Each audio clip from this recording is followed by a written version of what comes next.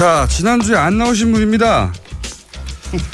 지난주에는 왜 안 나오셨을까? 저 질문하신 거예요? 네. 일단 저 축하드리고요. 대상이요? 네. 저도 약간의 일조를 했다는 자부심을 가져도 되겠죠?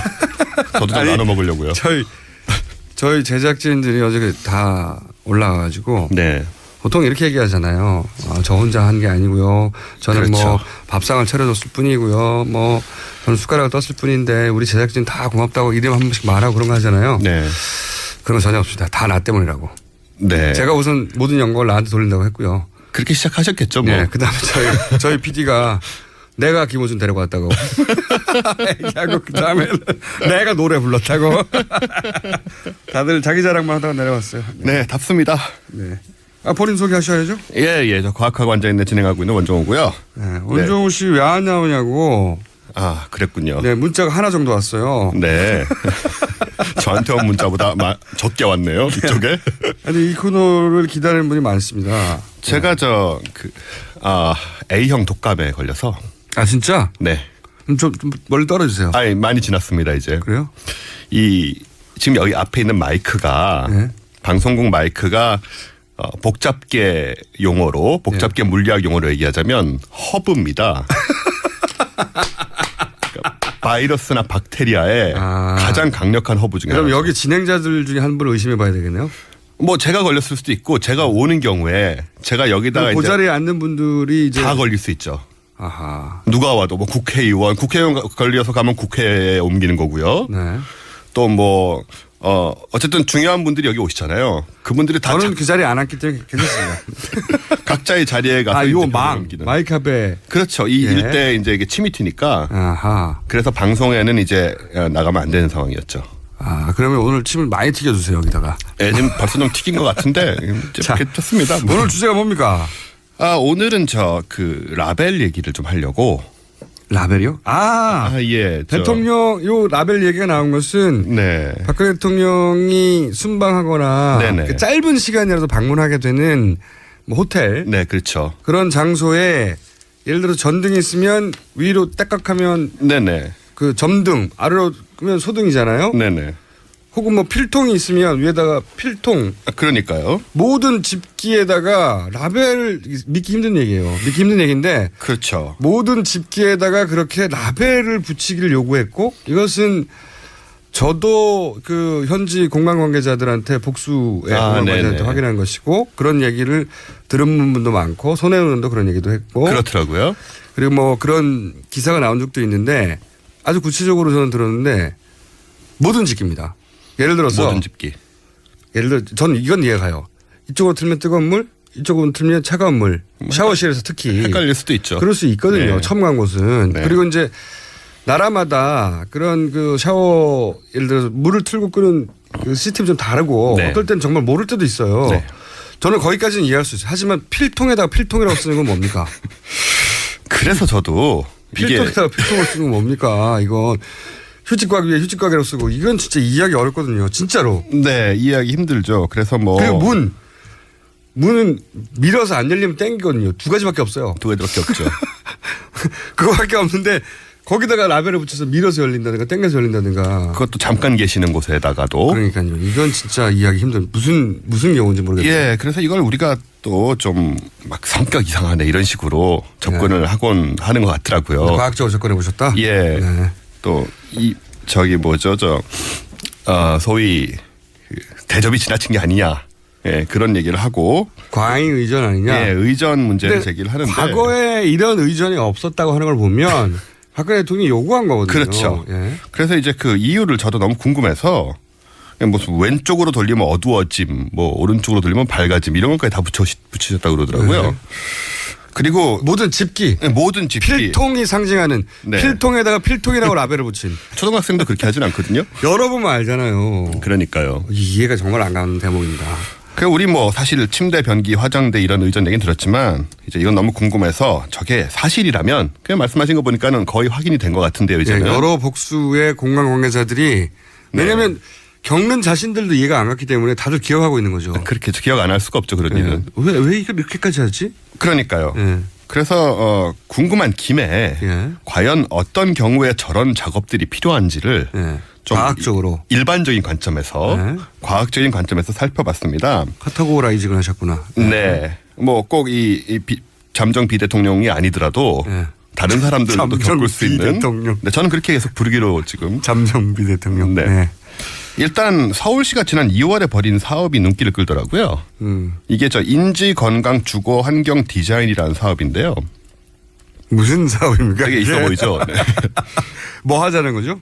주된 내용은 바로 이렇습니다. 장롱이나 수납장, 싱크대, 신발장 등등에 어떤 물건이 들어있는지 스티커를 붙이는 라벨링을 하는 작업이에요.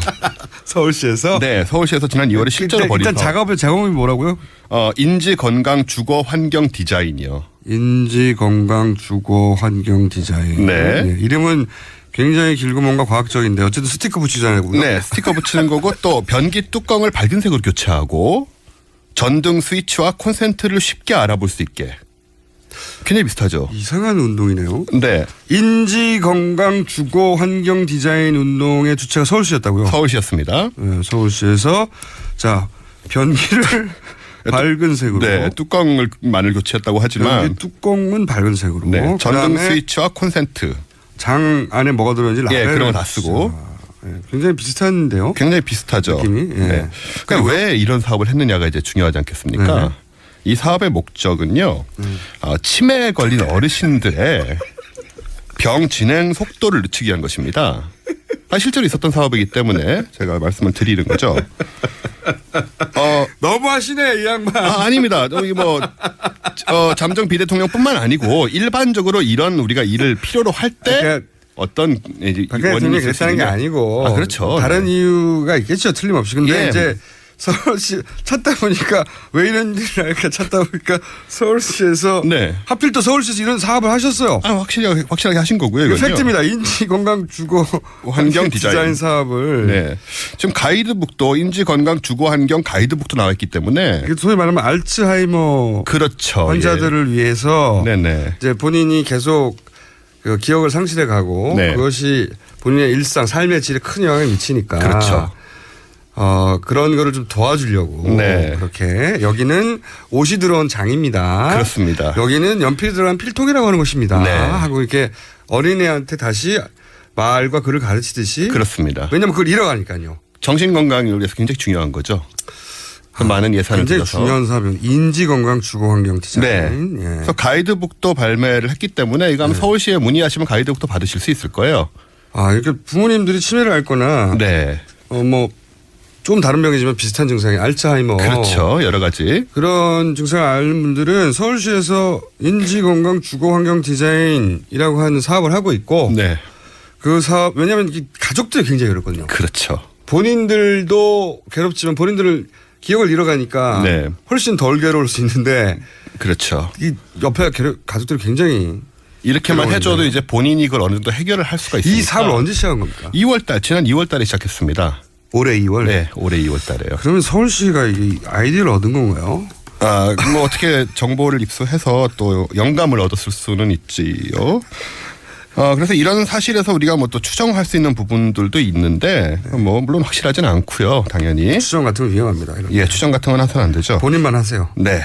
저는 아무 추정도 하고 싶지 않습니다. 그다음에 역시 이제 일반적인 의미에서 또 왜 또 이런 일이 필요하냐 몇 가지 원인들이 또 있습니다. 이런 하여튼 행위를 보고 네. 이런 행위를 하는 경우가 언제 있냐 따져본 그렇죠. 거죠. 그건 거죠. 그냥 과학적으로. 과학적으로. 그래서 일반적인 치매도 있지만 사실 치매 비슷한 증세를 가져오는 상황들이 좀 있습니다. 예를 들어서 이제 교통사고를 당한다. 교통사고. 뇌진탕. 단기 기억 상실. 예. 뭐 넘어져서 뇌진탕 오는 경우가 가끔 있잖아요. 예. 이게 심하면 뇌손상이 좀 일어나요. 그럴 수 있죠. 예. 네. 그래서 기억력과 판단력 등이 감퇴될 수 있고 편집증에 시달리고 의심하는 거 있죠. 왜 주변을.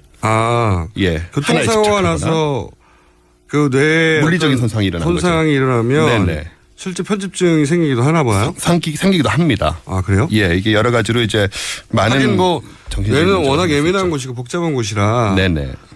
어디에 상처를 입냐에 따라서 그렇습니다. 어떤 증상이 나타날 수 있냐가 광범위할 텐데 어쨌든 네. 편집증도 있다. 네.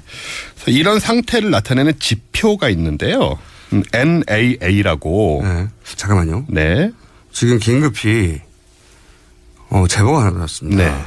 라벨링은 자폐 아동의 일상 활동을 돕는 아이템이라고. 아하, 자폐증의 경우도 해당이 되는 거죠. 이것도 도움이 되겠네요. 네네. 네, 결국은 다 인지장애니까요. 인지장애죠. 네. 기본적으로 필통이라고 말해줘야 하는 것은 인지적 장애가 있는 거죠. 인지장애가 있는 거죠. 네. 보통의 경우에는.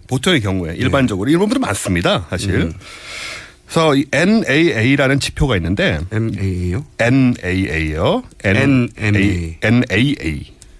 우리 복잡해요. 뭐라고 다시 해봐요. 쉬운데? N A A. 네. A가 두 개군요. 네. 신경세포 활성화 장모음 나 이렇게 되는 겁니까? 나라고 하면 됩니다. 미국 애들은 정말 그렇게 읽기도 하잖아요. 네, 난 참 저렴해요. 제가 생각해도 제가 무슨 뜻이에요 이게? 신경세포 활성화 지표라는 것인데 신경세포 활성화 세포. 네. 이렇게 뇌진탕 같은 거를 겪어나면은 이 지표가 4에서 6%가 낮아집니다. 그래서 치매와 유사한 문제가 생기게 되죠. 그렇군요. 네. 뇌 활동이 어쨌든 정상적으로 안 된다는 거죠. 네네. 그래서 뇌진탕 같은 사고를 겪는 경우도 있고 또 한 원인이 있는데요. 요거는 원인이 참 많네요. 네, 요게 이제 이거야말로 좋아요, 저는. 예. 그렇습니다. 이거야말로 사실 일반적으로 우리가 한번 생각해 볼 수 있는 그런 부분입니다. 치매랑 그런 평범한 것들 외에 조금 특수한 치매, 상황인데 알츠하이머, 교통사고, 예, 혹은 뇌진탕, 네. 혹은 아까 뭐가 있었죠? 자폐. 예, 자폐.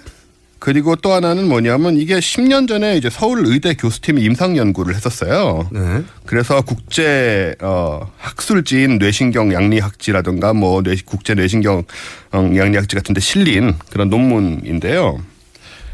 메스암페타민이라고 들어보셨습니까? 들어봤죠. 예, 메스암페타민이라는 약물이 있습니다. 네. 이 약물에 중독이 되면은 이 NAA 양이 치매 환자 비슷하게 떨어지게 됩니다. 오. 예. 그래요? 예, 치매 환자와 굉장히 비슷한 뇌 상태가 돼서 뇌 구조도 변하고요. 그래서 사고력과 분석력을 담당하는 회백질이 손상돼서 충동적이고 공격적인 성격을 갖게 되죠.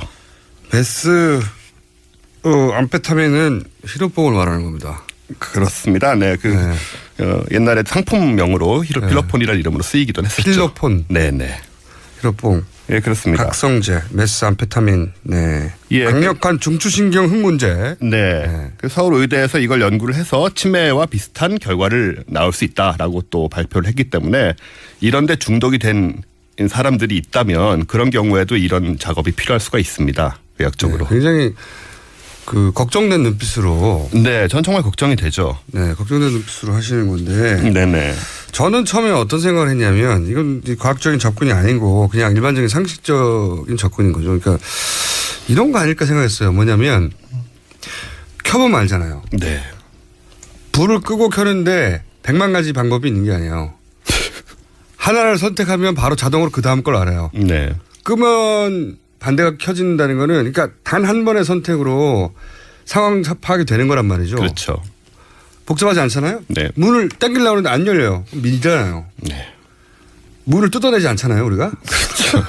그렇죠. 그렇기 때문에 너무 단순한 내용인데 여기에도 라벨링이 필요하다는 걸 듣고 제가 무슨 생각이냐면 이렇게 단순한 행위조차 본인이 직접 확인하지 않고 네. 누군가가 대신 확인하여 나에게 알려줘야 한다.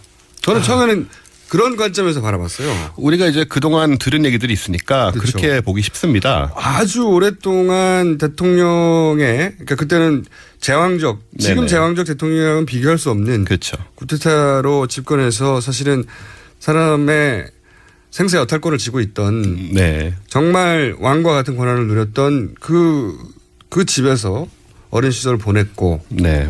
그러다 보니까 너무 익숙해져서 근데 그 집으로 다시 돌아간 거 아니에요. 그렇죠. 본인의 입장에서는 어린 시절 자기 집으로 돌아간 거거든요. 네. 다시 자기가 아버지가 누렸던 왕의 지위에 올랐다 내가. 이거 있지 않습니까? 예전에 왕들은 용변을 보고 본인이 처리하지 않았다고 하잖아요. 그랬다고 하죠. 대신 닦아주었다고 하는. 네. 저는 왕이라도 제가 하고 싶어요. 그 부분은. 근데 어릴 때부터 이렇게 하다 보면 또 하기 싫어지실 거예요. 그랬다고 하는 거가 번뜩 떠오른 거죠. 네. 아주 기본적이고 단순하고 간단한 일조차 자신이 하지 않아도 된다고 생각하는 것이 이렇게 극단적으로 확대돼서 이렇게 된 게 아닐까? 뭐 그럴 수도 있고요. 네. 뭐이 잠정 비대통령의 경우를 얘기하는 것이 아니기 때문에 지금은 이건 일반적으로 이런 상황들이 있다는 것이고 그분은 좀 특별한 어린 시절을 보내셨으니까. 그 자폐적 성향, 자폐아라는 게 아니라 자폐적 성향이 있을 수밖에 없었을 환경이었다는 생각도 들긴 해요. 워낙 제한되고 누구도 믿지 못하고 네. 그러다 보니 그렇게 발달해버린 게 아닌 생각도 좀 들고. 그럴 가능성이 굉장히 크다고 봅니다. 네. 근데 이건 진짜 이해하기 힘든 거거든요. 이해하기 힘들죠. 일반인으로서는. 한 국가의 대통령이 가지고 있는 합리적 판단 능력을 믿고 우리가 네. 당연히 정상적이고 합리적 판단을 할 거라고. 왜냐하면 전쟁할 때 전쟁하자 말자 이런 결정을 최종적으로 위임한 사람이잖아요. 그렇죠. 전쟁하자는 판단을 했으면 몇백만 명이 죽는 겁니다. 네. 만약에. 하지 말자는 판단도 마찬가지고. 근데 거기도 라벨링을 이렇게 붙여서 미사일 발사 버튼에 온, 오프 그렇게 좀 해결을 하고 계시지 않으셨을까 하는 생각. 그렇기 때문에 기본적으로 출마한 분들은 기본적인 상식과 일반적인 평균적인 인식 정도는 가질 거라고 전제하고 바라본단 말이죠. 당연하죠. 그래서 외국에서는 특히 정신 분석도 굉장히 중요하게 생각하는데 정신 정도. 그래서 중학교 때 뭐 했고 그것도 따지잖아요. 그렇죠. 중학교 때 뭐 했고 고등학교 때 뭐 했고 고등학교 때 하다못해 친구들과 무슨 대마초회를 했다라는 것도 다 따져요. 다 따지죠. 그게 50년 전 일이라도 그것이 그 사람 미친 영향들 다 따져서 결국은 후보 한 사람을 뽑는데 우리는 너무 그런 검증에 소홀했다는 생각도 들고요. 사실 그것도 과학인데 과학적인 접근을 해야 되는데 우리는 너무 이렇게 인상적인 접근만 하는 겁니다. 뭐 정책 질문해보고 인상 표정 보고 뭐 이런 식으로 표정 판단을. 저거 봐. 저거 자신감에 찼잖아요. 그러니까요. 네. 그렇게 판단하면 이게 애정을 가진 입장에서는 계속 좋은 쪽으로 오해를 할 수가 있으니까. 저는 여러 가지 교훈을 동시에 준다고 생각해요. 근데 대통령이 뭐 예를 들어 변기를 바꾼 게 뭐가 그렇게 큰 뉴스라고 자꾸 하느냐. 그 뉴스를 다루는 이유는 대통령이 가지고 있는 정상적인 판단력 상식적인 판단력을 검증하는 게 굉장히 중요한데 그걸 놓쳤다는 거죠. 그렇죠. 다음에 그러지 말자는 거죠. 네. 네. 자기가 10분 혹은 1시간 있을 곳에 변기를 왜 뜯습니까? 그것도 남의 집, 우리 집도 아니고. 그것도 남의 호텔. 일반인의 집도 아니고 그래도 안 되지만 지자체장 사무실을 집무실 가가지고 화장실을 지자체장 의사하고 상관없이 뜯어버렸다는 거 아니에요? 네. 말도 안 되는 거죠. 그래서 하고 싶은 마지막 결론은 마지막 결론은 뭐냐면 이제 뭐 그분의 경우는 그렇다 치더라도 어쨌든 간에 이렇게 여러 가지 원인들이 있을 수 있기 때문에 만약에 누군가가 자기가 사용할 물건에 라벨을 붙여야 되는 상태에 놓이게 되면 빨리 진단과 치료를 받아야 됩니다. 그리고 주위에 자신의 증세를 정확히 알림으로써 환자는 이게 중요하죠. 괜히 뭐 성격이 이상하다든가 이런 억측과 오해의 소지를 제거를 하고 충분한 휴식을 취하는 것이 중요하다. 그 말씀을 드리고 싶습니다. 네, 정말 인간적이시네요. 네, 그럼요. 네, 휴머니스트. 네. 잠정 노벨 평화상 수상 예정자 휴머니스트 원정우 씨였고요. 뭐는 미는 것도 있습니다. 네. 좌우로 연. 복잡해지네요. 복잡계네요. 여기까지 하겠습니다. 원정우 씨였습니다. 네, 감사합니다.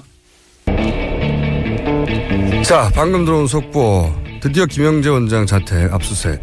사무실도 압수됐군요. 자, 오늘 여기까지 하겠습니다.